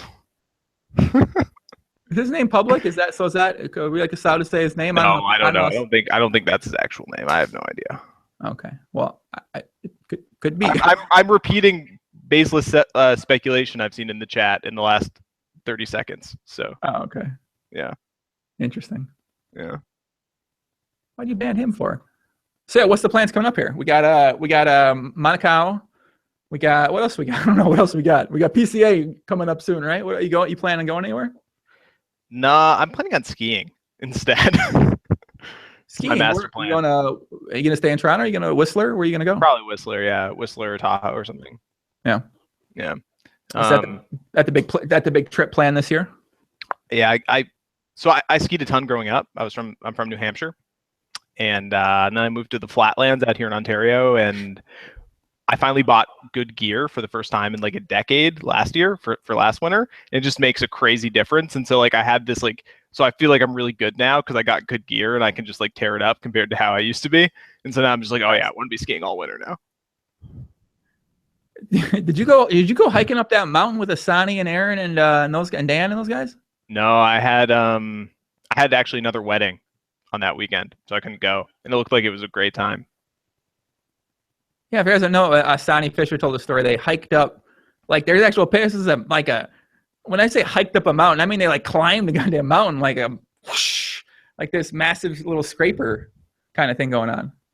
Yeah, Doug, I can tell you're getting distracted by the chat. Well, yeah, I mean, I gotta get it on the first screen, but then I'm gonna be. Can you see? You can't see my desktop, right? No.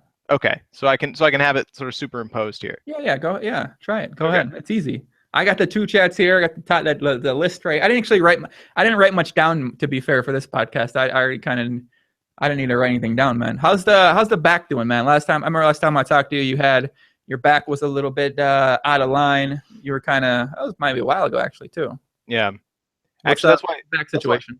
That's why I got into the fitness stuff, because I was trying, like, my back was all screwed up. I have family history of back problems or whatever. And so I've been got into researching fitness because I didn't want to be on my back for a month again. So that's why I got into the kettlebells. You know about the kettlebells, Joey? Yeah, you've been using kettlebells a lot for a couple different workouts I've been doing. Yeah, I'm into them. I like the ballistic stuff because you get some cardio and you get your blood pumping, so it feels like there's more endorphin release there. Like, I'm happier using those. Also, I can do a kettlebell workout at home. They're not that expensive if you buy them in the right place. You can kind of own your own set and do it whenever you want. And you get that whole body thing, which I think is really good. Like, connecting all of the posterior chain through your hip creases and up through your back, I think is really good for health and stuff. Would you take a goddamn course? What are you studying the body? No, I just watch a lot of YouTube, man. I'm telling you, YouTube's got everything, man. You're out there. Which fitness YouTuber are you watching, man? Bro Science? Which guy are you into? Not in particular. I just let's see. I watch I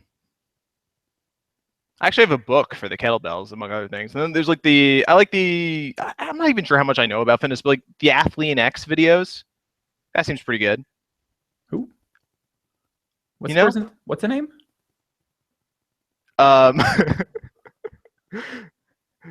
This guy. Sorry, I forget this guy's Athlean X. It's a YouTube channel. Athlean. Athlean.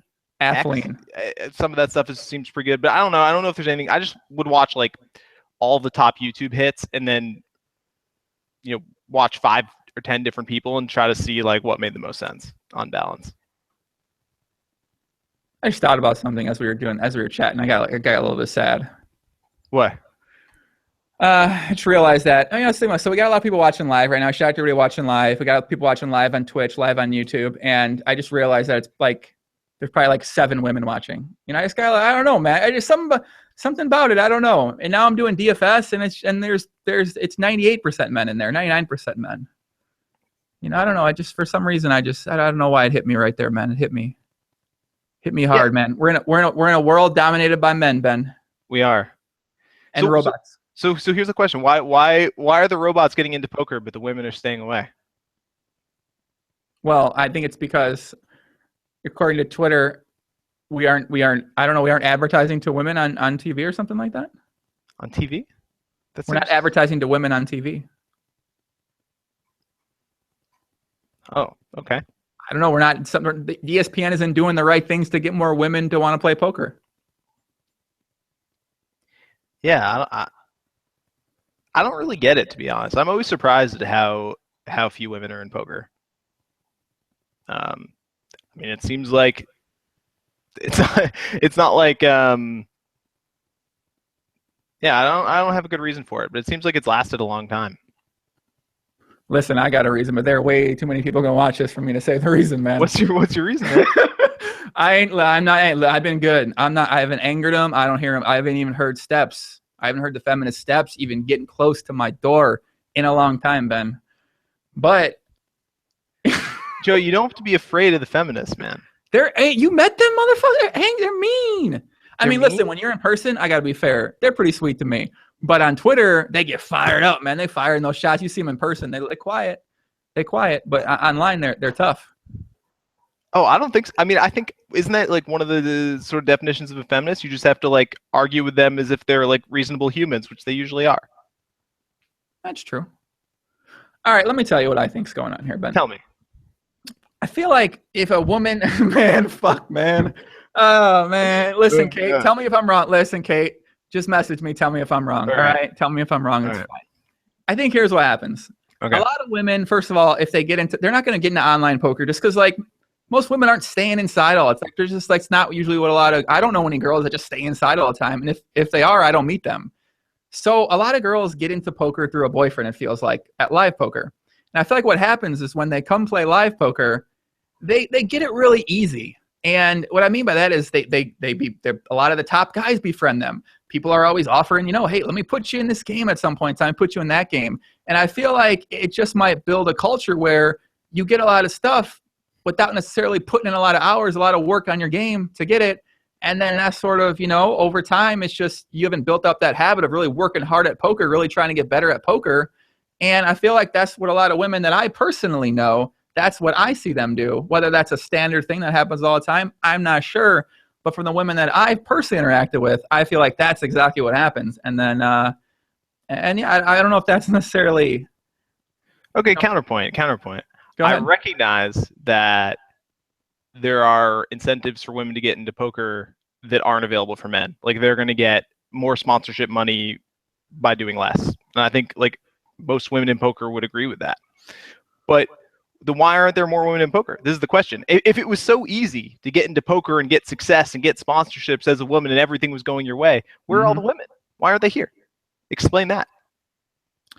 I don't know. I don't think we've really seen a woman become the top of the game. I think that's sort of what it is. If we saw a woman that was able to get to the top of the game, become known universally as one of the best players who then took advantage of that by just really going hard, like going Doug Polk style in terms of marketing, really being out there, really like wanted to help grow the game better.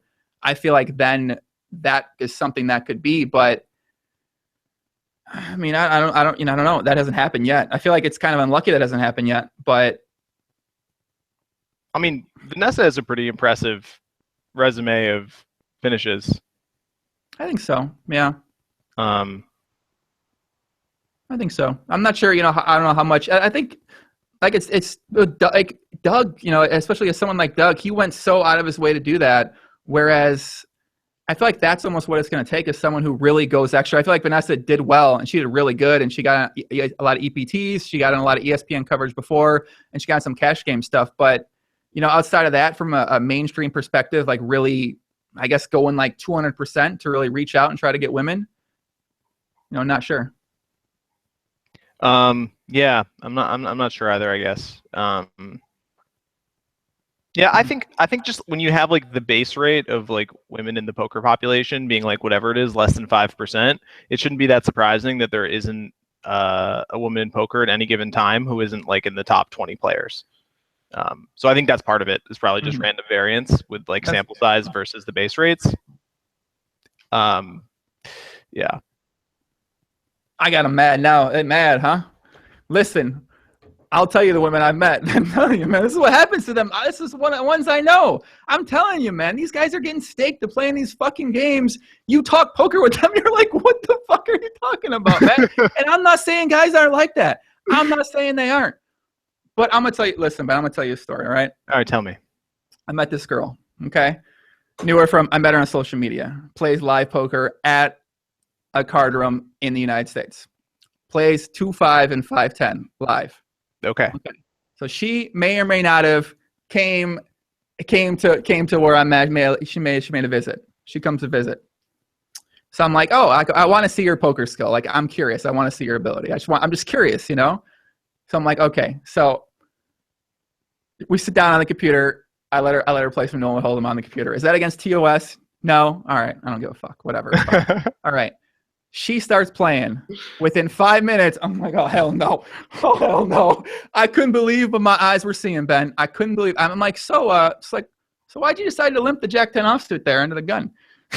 She's like, well, Jack. I'm like, holy fucking I'm like, what? I'm like, what's happening right now? I couldn't believe. But the big reason why she's playing 2-5, 5-10 is because, she knows people who are nice people. And that's what I mean. It's just like a lot of, I don't feel like I've met a lot of guys who just, they get stakes to play these higher stakes cash games live or online without actually having the credentials to having the resume, having the graph, having the receipts, having the results to be able to do that. Yeah. You got me started on that. Why the fuck why you say that? Why you ask me to explain? You push me to explain this, man. I'm telling you. Whatever, man. We ain't having no more women on the pod. Fine. We're an all men podcast here, man. It's okay. It sounds like this is a sensitive subject with you, man. I couldn't believe it. She told me she's good at poker, man. She got me, bro. She got me, man. But, if she's playing 2-5 and like devil's advocate, 2-5 and 5-10 live, maybe that's a plus EV limp for her. You know what I mean? Maybe she's just never played in a tough game in her life. Bang, bang. Yeah. I liked her, man. I liked her, but I didn't like her anymore after that. I gotta tell you, that was the thing. I'll tell you my most recent experience of playing with a woman. I was playing with Liv in was it the Scoop main, so not the WCOOP, but the one in the spring, and she was pulling out some new school GTO PioSolver style moves on me that I recognized as being like very new school quantitative stuff. So I gave her some props on that. Really? Really Nice. I like that. So of course, the cynical among us would say, "Oh, it's just Igor, blah." But I don't think. I mean, but why would you? Whoa! Hey, listen, nobody's saying that. I agree. I don't think you should say that. I wasn't thinking that at all. I'm preemptively saying I don't think it's that. See, you gotta watch yourself. Do you like having to watch yourself anytime you gotta say something? It's tough, man. How do you do it every day? How do you get up here all the time? This is what what I do. I just don't talk about it, man. I don't say anything. All right. I don't say anything. I kind of want to have this. I want to talk about this with someone. I want to talk about this with somebody, man. Let's see some comments. Let's take some questions from the chat now, man. Now you got again. Come, man. I got them going a little bit. Yeah. All the DFS feminists are gonna be fired up on Sunday too. You get it going a little bit, man.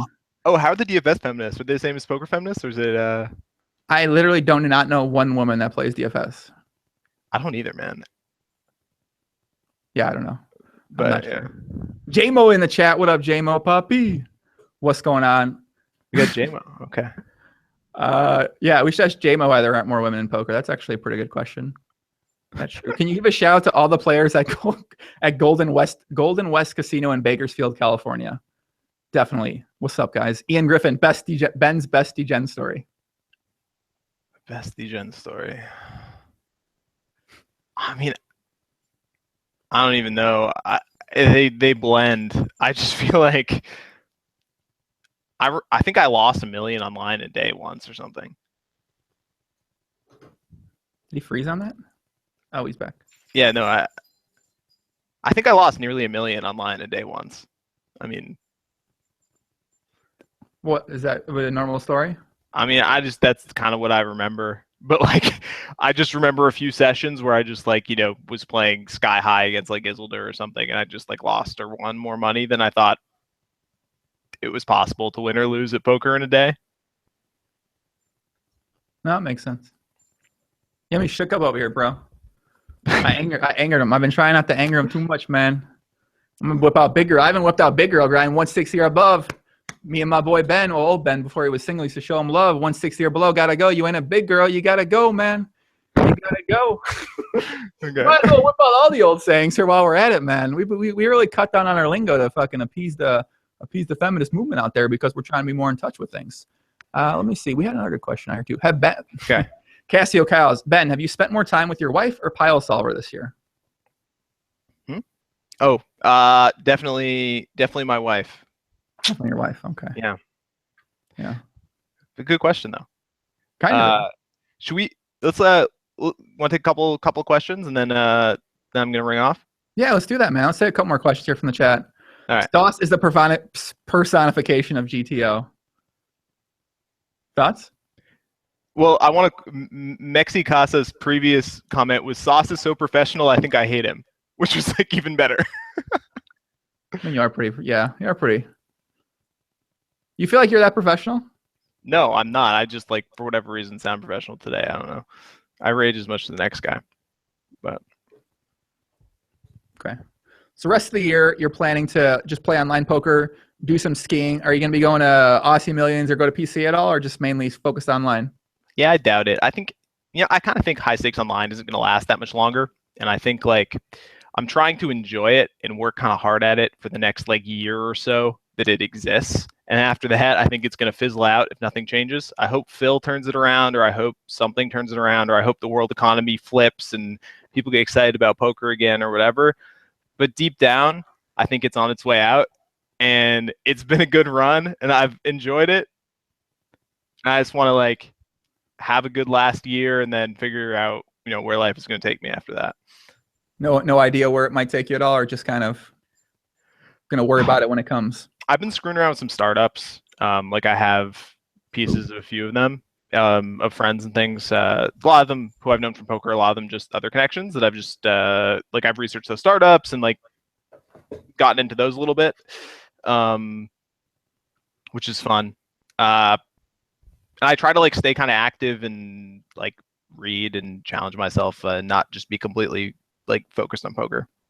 But Jason Mo says, ask Sauce if he would lay me a few big blinds per 100 to play high stakes heads up no limit versus a retired former poker pro. I mean, I'd lay him like, you know, like one big blind or something, but not more than that. JMO's a great player. Okay. And then hopefully, are you maybe trying to potentially figure out if you can get that heads up challenge going on here with Doug? Maybe. I'm not gonna like say for sure. Like, I mean, so I sort of learned my lesson of gambling huge against Doug from last time when Doug was like, "Yeah, I'll do a challenge. That's a great idea," and then he just completely demolished me.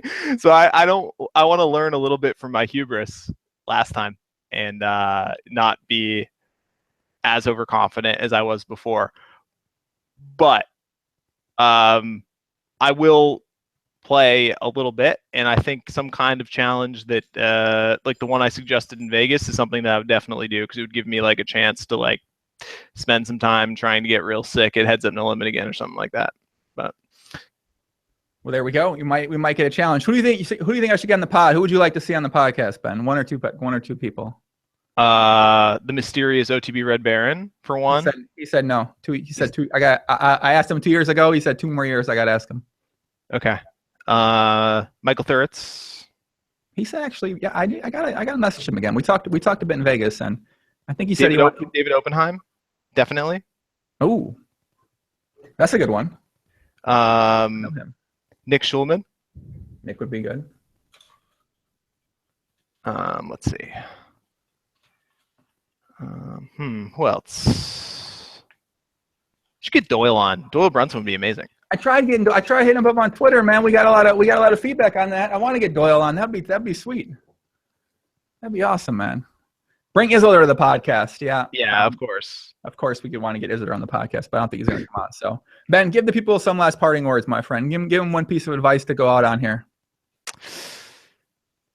Last parting words, man. I'd say if you're in online poker, get yours, man.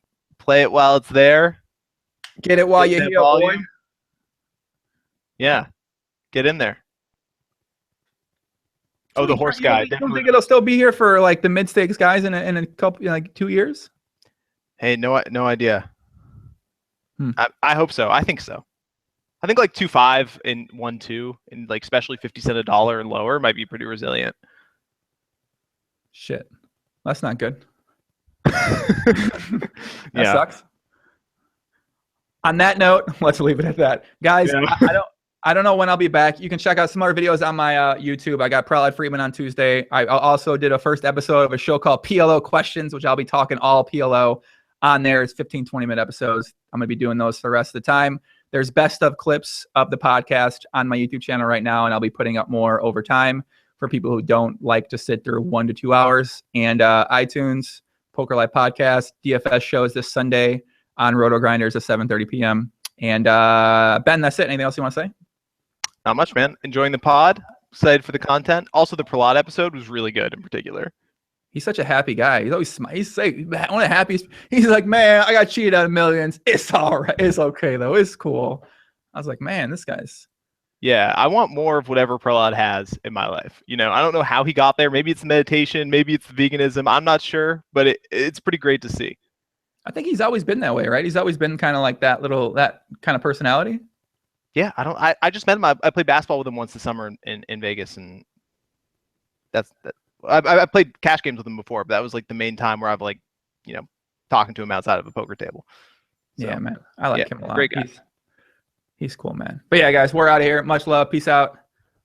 See you guys. See you guys later.